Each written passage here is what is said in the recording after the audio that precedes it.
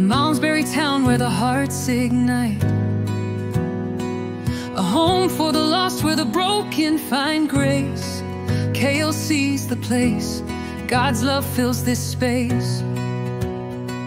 The walls echo truth, the air hums with praise. God's power surrounds in mysterious ways. Through every word preached, every hand held tight, KLC lifts souls like the dawn from the night. At KLC we stand in His embrace. Spirit-led living, walking in the power of Acts, is our the series that we're busy with at the moment. And today we'll start with number 4, as it freezed or whatever. Start with number 4, the Spirit that sends. We'll get it right now. It's somewhere there. But before we get there, there we go. You can just take that other small one out of the picture. There we go. Spirit-led living, walking in the power of Acts, the Spirit that sends is what we're talking about this morning. And before we get there, it is almost Christmas. Like really now. It's like, how many days? 40? Wow. 44 days. Can you remember January 1st was yesterday? Can you remember? 44 days, and then I'm going to, no, I'm not, forget about it. Gammon and all kinds of stuff, but it doesn't matter. But what I want to, we'll start on the 30th of November with that. The theme for the year, never let go of the theme for the year, knowing God, om God te ken. Philippians 3:10, Paul writes in the Amplified Classic, and he says, for my determined purpose is that I may know Him. Never forget that. And may this year just be the start of getting to know Him more progressively as we come and being acquainted, so that I may progressively become more deeply and intimately acquainted with Him, perceiving, recognizing and understanding the wonders of His person more strongly and more clearly. You can't get more of Jesus. You can't get more power. You can't get more love. If you pray for those things, you can stop praying for those things. Pray for other people. It's a better prayer. We've got everything we need. All the power, all the love is in us. We need to get to know what and who is in us, so that that can be manifested. And that's why we say more. More power, more love, more of Jesus. Not from outside inwards, but from what has already happened on the inside of us. Today we're having a look at the Spirit that sends, and our key scripture verse is Acts 1 verse 8. The Amplified Bible reads, but you will receive power and ability. That power is the Greek word dunamis, where we get our word dynamite from. So it's explosive power, but it's also ability. When the Holy Spirit comes upon you, and you will be my witnesses to tell people about me, both in Jerusalem and in all Judea and Samaria, and even to the ends of the earth. Last week we had a look at the Spirit that guides. There's a difference between guiding and sending. Guiding, the Spirit guides us, do this, do this. Sending is now we are commissioned to do something. And that's why I'm talking about sending. But last week we had a look at the Spirit that guides. And we saw that Philip was led to a divine appointment. Peter was led into a new direction. And that the Holy Spirit wants and leads you and me today. All that we must be is available, open, and obedient.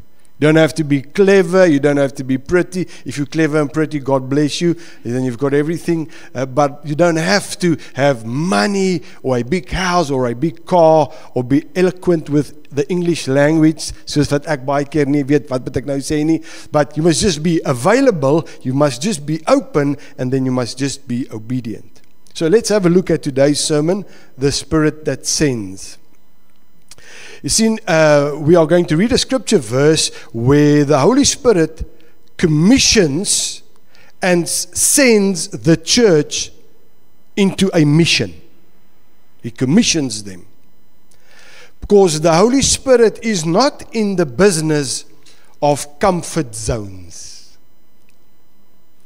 He's here to fulfill God's purpose in and through you and me. And it will not happen while I am in my comfort zone, sitting en ek is doodtevrede met wat ek doen en waar ek is. No. Every movement of God begins with the Spirit, not human planning. You can go and have a look at history. All big movements of God happened through the Spirit, not through planning. It is by the Spirit's sending power. And this is exactly what Acts 1 verse 8 says. Let's read it again. This is what it is. But you will receive power. A lot of churches stopped, and especially Pentecostal churches, where I come from, stopped at, but you will receive power. And then they jumped over to the languages, to the heavenly languages and the different languages. And that's all they do. They kari bashari, but they don't make a difference in no one's life. So as long as you Hyundai, se tire, se bakkie, se wiele, you A4 away, but the rest doesn't matter. But the scripture verse is, but you will receive power and ability. A lot of the other churches then threw away the speaking in tongues, and they are just by the Holy Spirit is here somewhere. And if I ask him, he might lead me or whatever.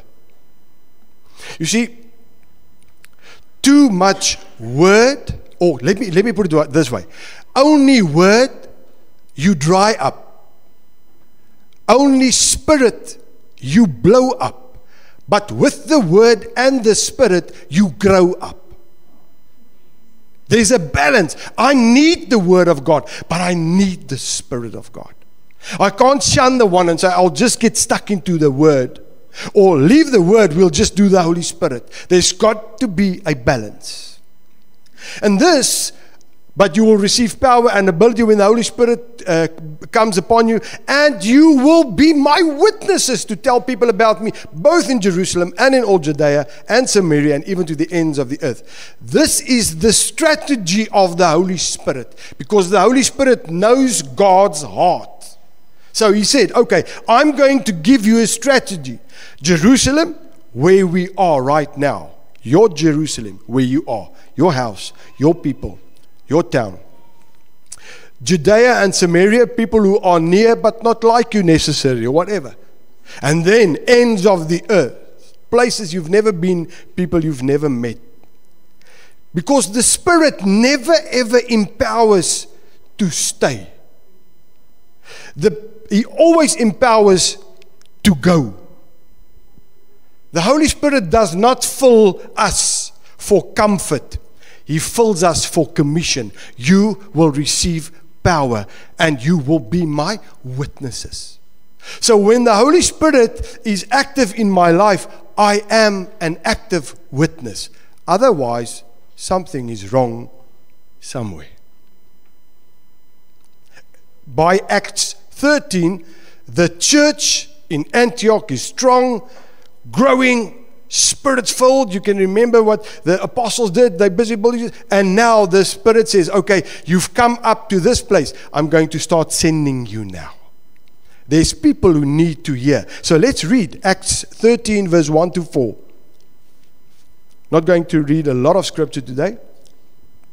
Acts 13 verse 1 to 4. Amplified Classic. I'm reading it out of the Amplified Classic. It says, now in the church assembly at Antioch, there were prophets, inspired interpreters of the will and purpose of God, and teachers, Barnabas, Simeon, Lucius of Cyrene, Manan,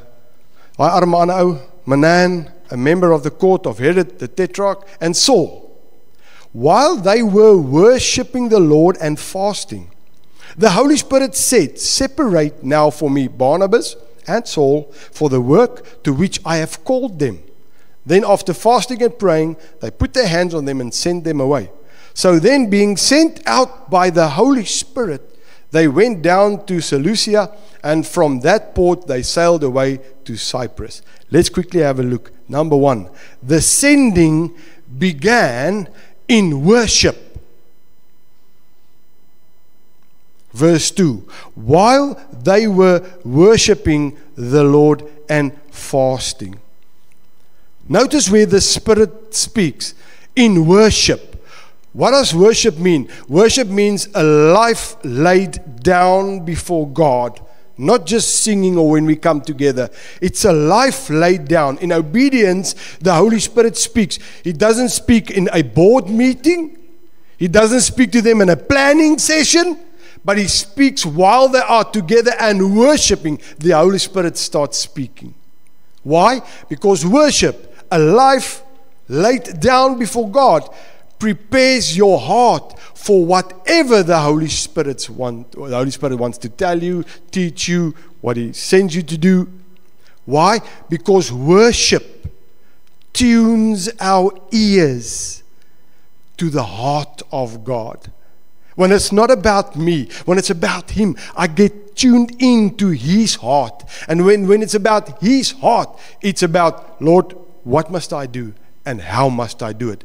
But if it is about me, then Lord, I'm in my comfort zone. Lord, I'll just I'll pray for them. Please never stop praying. Never stop praying. It's so fascinating that the Bible does not say, and yet you've got intercessory ministries. The Bible never makes mention of any intercessory ministry. You can go and read it. No such thing in the Bible. Because I can't let you pray for me. I've got to pray for myself.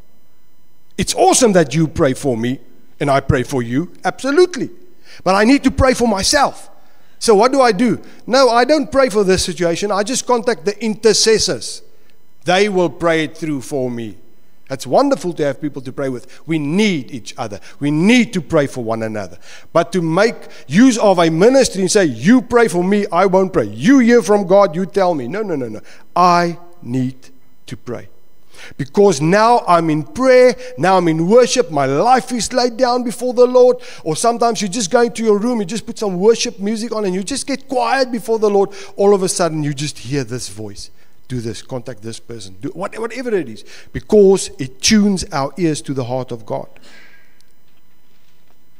Number 2, the sending was initiated by the Holy Spirit. It was not a good plan, good idea, because verse 2 says, the Holy Spirit said. The Holy Spirit said. It's not a man-made idea. It was Spirit birthed.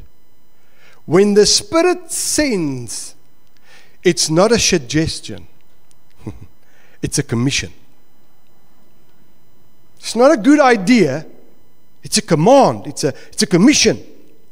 Because mission begins in the heart of God, flows through the Spirit of God to the people of God. So we need to hear the Holy Spirit say. We don't get to choose the mission. The Spirit chooses and sends us into it. Will we be obedient? That's why a lot of people say, Fana, I don't ask the Lord where to go because I don't want to go to India. Why everybody doesn't want to go to India?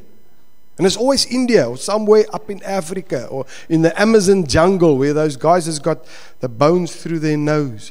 I must tell you a grappie one day, but I won't do it now, about the Amazon people rowing in a canoe. No, that's just get out of that.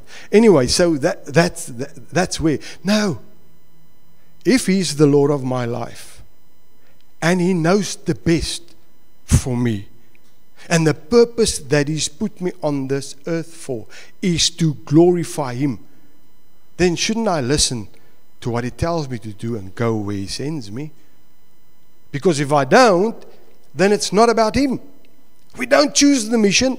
The Spirit chooses and sends because the Holy Spirit said. Number 3, the sending was confirmed in prayer and fasting. Verse 3 says, then after fasting and praying, they put their hands on them and sent them away. what do I want to say? The church as a body together discerned the Spirit's voice. They were together. The Holy Spirit spoke. Then they released Barnabas and Saul with a blessing and support. What I want to say is, true sending happens in unity. When we are one before God, His heart, it's about Him, what He says, what He wants to do. Then we hear, and then all can be in one body together, unity together. That's why the church could bless, send and bless with the Holy Spirit, Paul and Barnabas. Because then the sending is not competition, but cooperation with the Spirit. No, He wants to go there and there. No, it's about, Lord, what do you want to do? We're talking about a church, the church of Acts. We're talking about our church that needs to be a church that operates according to the blueprint of God, not plans of man. So, the sending happens in unity. And then number 4, the sending was empowered by the Holy Spirit. Sometimes you get someone, guys, they just do things. It's maybe a good idea. But then it's never empowered by the Holy Spirit. And it needs to be empowered by the Holy Spirit. Verse 4. So then, being sent out by the Holy Spirit, they went down to Seleucia, and from that port they sailed away to Cyprus. They were sent by the Spirit and not just by the church.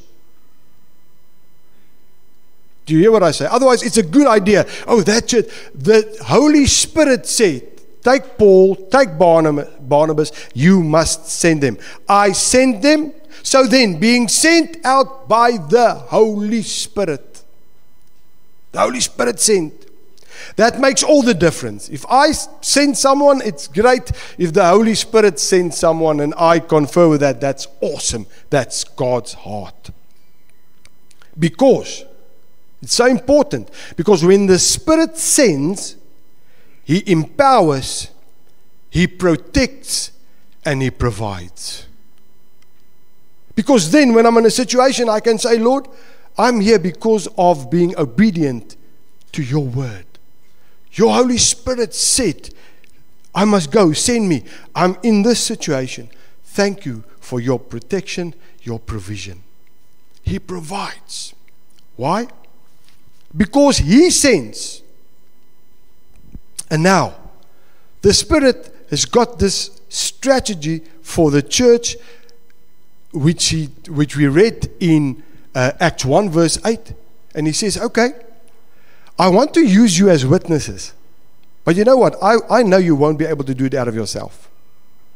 So what I'll do is I'll empower you. And I'll give you the ability to go and to be. Why?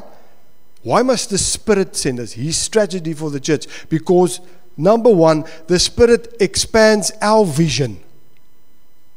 Otherwise, I just have a look here and I see my things and my group and my issues and my church. No, Spirit-led living enlarges our perspective beyond ourselves. It's not about you and me anymore. It's far more bigger.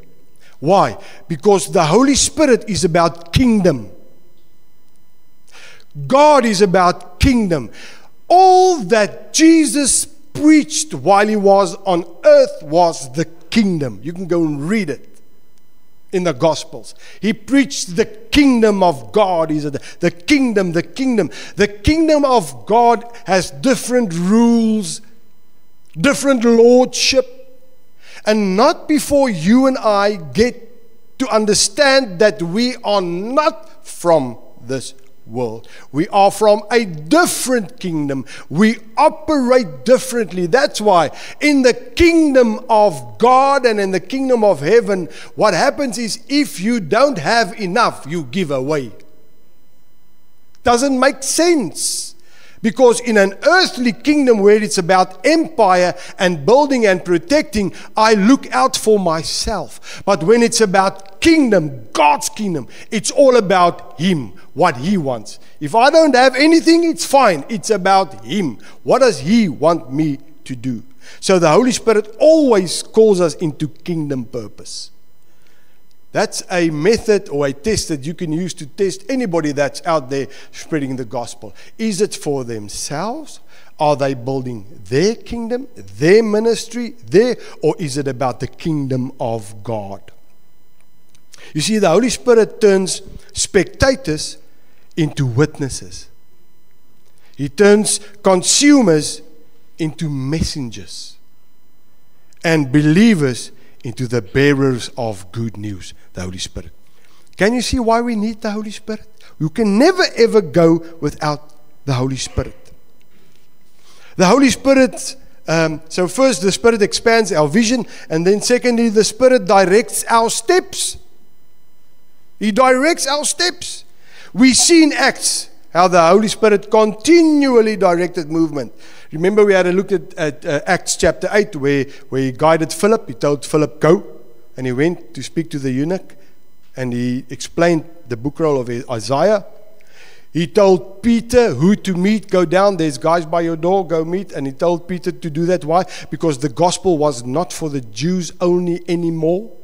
Peter had to proclaim that. He told the Antioch church, we just read it, who to send. Send them now. And then even in Acts 16, which I don't have here at the moment, is he told Paul where not to go. Because Paul wanted to go into a city and the Holy Spirit said, no, you don't go in here. You pass to the city, you go to the next one. I would have said, Lord, but there's people that need to hear you. And vanna, just vanna. Because that's my temperament. Ek is verskriklik haastig en vinnig. And my dad always told me, you are too quick. Jy's te vinnig. You must pipe down, think it over, and then you'll get, when somebody says, I just do it. It should have been done yesterday.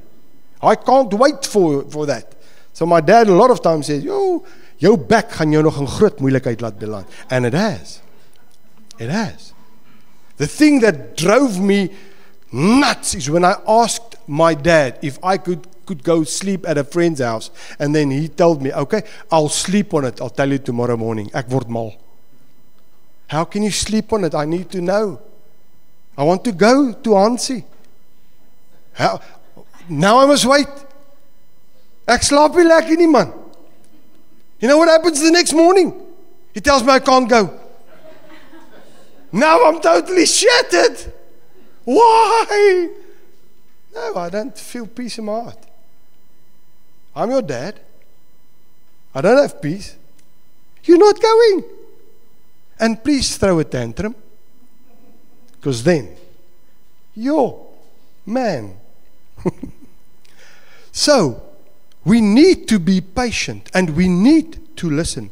Spirit-led living means letting the Holy Spirit decide what's next, even if it disrupts our plans. I've got this plan and I've got it all planned out, and then the Holy Spirit comes in and he wants to, no, yes. Why? Number 3, the Spirit sustains our mission. When He leads, when He sends, He sustains. The Spirit doesn't send you out and say, okay, you go try, I'll hang back and see what happens. He goes with. When He sends, He goes with. Because He can never leave us, never forsake us. In every city where Paul entered, from Antioch to Philippi, from Corinth to Ephesus, it was the Spirit who opened hearts, gave words, and performed miracles. And I just read through all of that. In every city, he had people that adored him, that listened to the gospel, and then he had people who wanted to stone him and kill him. And he had to flee. And at one stage, they did stone him. And then they took him outside the city, and the disciples made a circle around him. I think they prayed, and Paul rose up from the dead again. What did he do? He went back into the city. Paul, hoe stupid kan jy wees? Now remember, just think of what he looked like when, that's just me, I see pictures, when he went back into the city. Vol knoppe, blood running down his cheeks. They've been stoning this guy, man. Clothes torn, now he comes back. Hey, is a spook. What is spook? He just goes back. Why? He's led by the Spirit. The Holy Spirit said, here you go in, here you don't go in. It was the Spirit. So he didn't even reckon on what am I going to say, what am I going to do. When he got into the Spirit led, and he said what the Spirit said you must say, and where the Spirit said you must go. Acts 15:28. This is an awesome scripture to me, Amplified Classic. For it has seemed good to the Holy Spirit and to us not to lay upon you any greater burden than these indispensable requirements. They had such a relationship with Holy Spirit that he could say, for it has seemed good to the Holy Spirit and to us. You must have a relationship to say, you know, the Holy Spirit and myself, yeah, we decided this is the right thing to do. Wow. This is about relationship. It's about relationship. Every move, every mission, every miracle flowed from partnership with the Spirit. When I think about this, I think to myself, how many times have I tried things on my own and alone? No wonder I did not succeed. Yet I have the Holy Spirit, I don't, for lack of better words, at my disposal. Part of who God is, to guide me, to teach me, to lead me. Lord, I'll do all of that. Just don't send me. Just don't send me. Don't send me to India.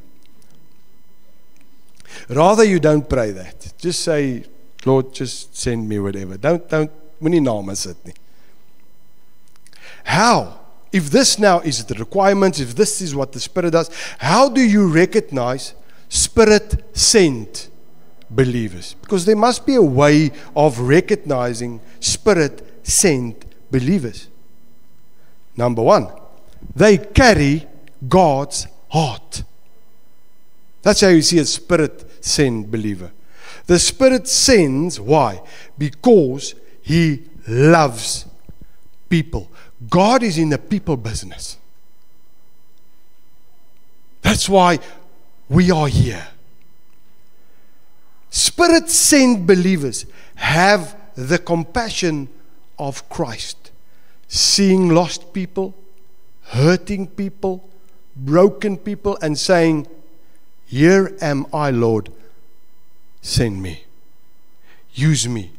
Spirit-led, Spirit-sent Christians don't pass someone if they are in need. You can't. Because compassion, time and time and again in the Gospels, and he had Jesus, and he had compassion on them, and he healed all their sick. And he had compassion on them.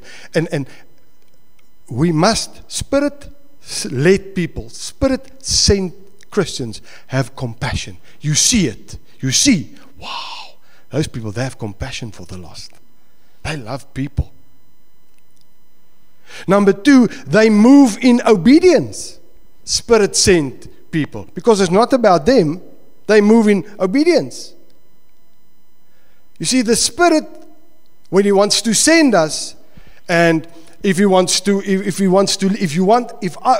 Him to lead us, then we need to be obedient, even if it is uncomfortable for us. I don't want anything to be uncomfortable for me. So then I'm not going to listen to whatever. Barnabas and Saul left what they knew, the familiar, to reach the unknown. To reach the unknown. But you know what happened? Their obedience opened the door for revival across the nations.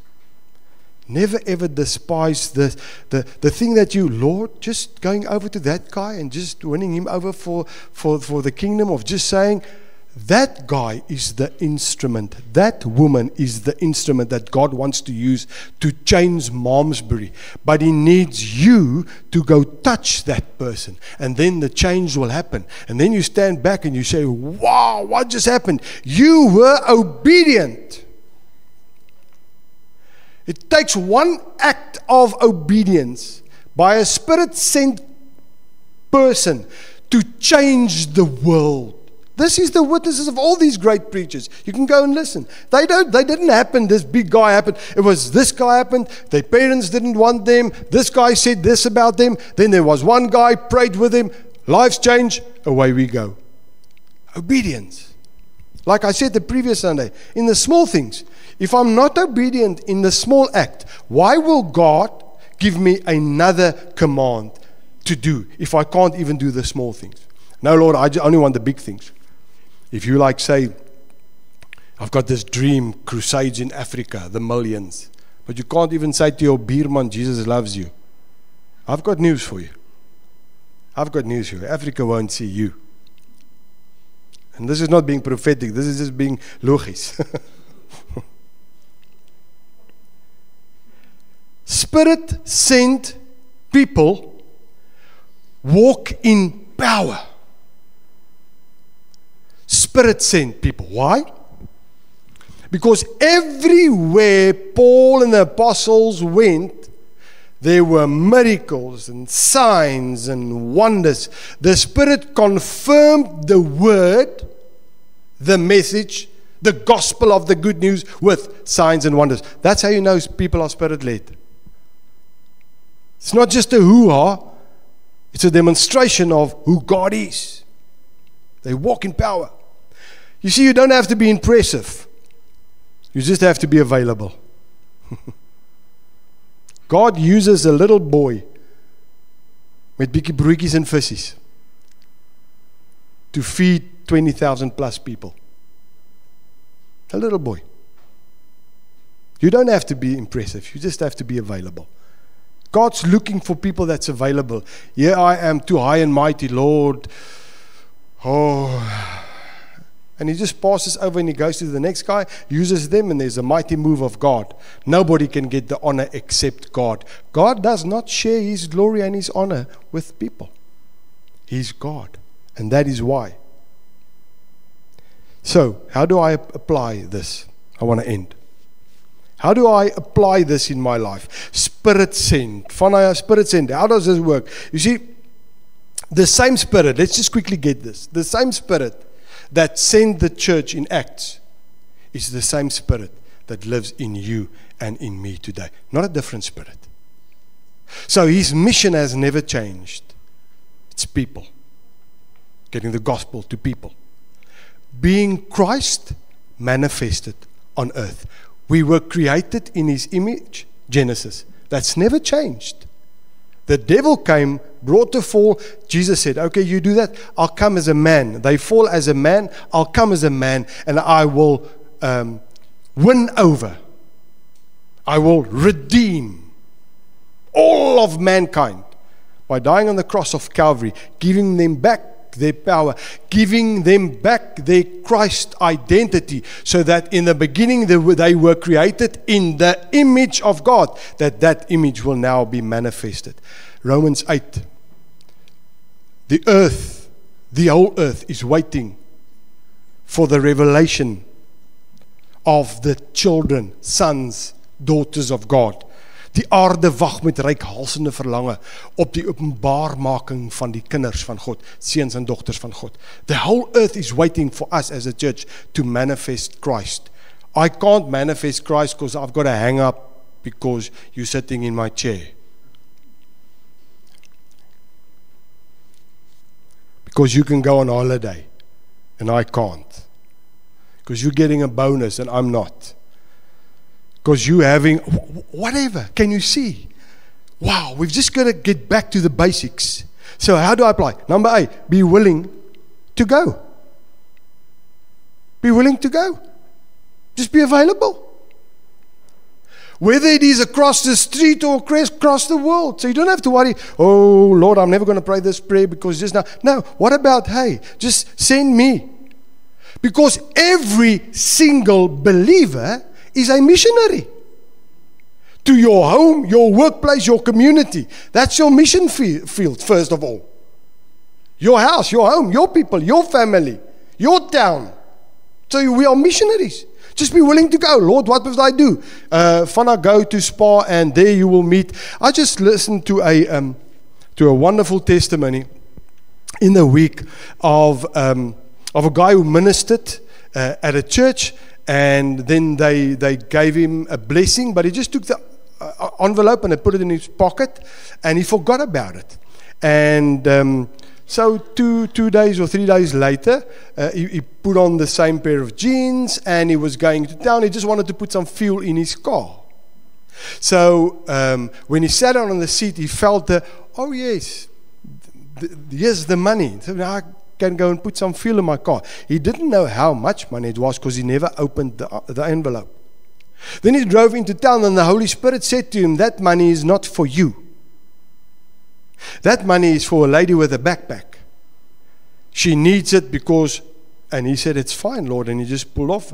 And he was sitting there and he said, Lord, please show me this lady. The next moment, here comes a lady past the car with a backpack, knocking on his car window and asking him if he could please help her. She needs to buy some school shoes. Her sister or a brother or somebody died and their kids ended up with her. And between the four, they have one pair of shoes. They make turns to wear it if it fits them. So she just wants to go and buy some shoes. And he took the envelope out and he said, lady, the Lord's put on my heart to give you this. I don't know how much money there is, but please have this. And so he gave it and he felt fine. And then he said, okay, Lord, I still need to put petrol in my car. At least I've got 100 rand. I'll put 100 rands worth of fuel in my car. So off he drove. And as he was driving out of the parking, he heard through the open window like a knocking on glass. And when he looked, it was the lady holding up 4 pairs of shoes in a shoe shop, showing him, I bought the shoes. So he drove off and he stopped at a petrol station. And when he stopped at the petrol station, he said to the guy 100 rand. And another guy came up to him and he said, listen, I just feel that the Lord says I must fill up your car. And they started chatting and he told him about what just happened. And in the end, he drove away a car full of fuel. A lady could buy 4 pairs of shoes for the children in need. Why? Because somebody listened to the Holy Spirit. Can you see the repercussion? Him being obedient, gave his money away, drove to the petrol station. There God has already provided. So if he didn't stop, didn't give the money away, drove to a petrol station, he would have missed the provision there at the petrol station. And God got the glory. So never ever just think, even if you've got this, you drive and you feel, turn left, drive this way. Do it. Do it. Don't think, what? Recalculating. No, just go. Just go. Lord, but I know the shortcut, recalculating. Be willing to go. Then be ready to speak. Just remember, you are a witness, not a salesman. What does a witness do? A witness tells what they've experienced and what they've seen and what they've heard. You don't have to sell Jesus. You can sell him in a nice way, you know what I mean. But you don't have to sell him. You just tell other people about who he is in your life. Because I'm not a salesman, I'm a witness. And when I spend time with him and I experience things, that's the things I tell others about. Be ready to speak. Don't worry about what to speak. Just be a witness. Because the Spirit gives you what to say. How to say it if we stay open. And then be empowered to serve. The Spirit gives gifts of ministry, not for display, but for service. Long time ago in the church, all of a sudden, all these ministries came out. You have the ministry of this, and then the people started hanging big signs around their necks, but not really, but actually it was big neon signs flashing above their heads. I'm a prophet. I am this. I am this, and if you need this, you go to that guy, and if you need that, you go to that guy.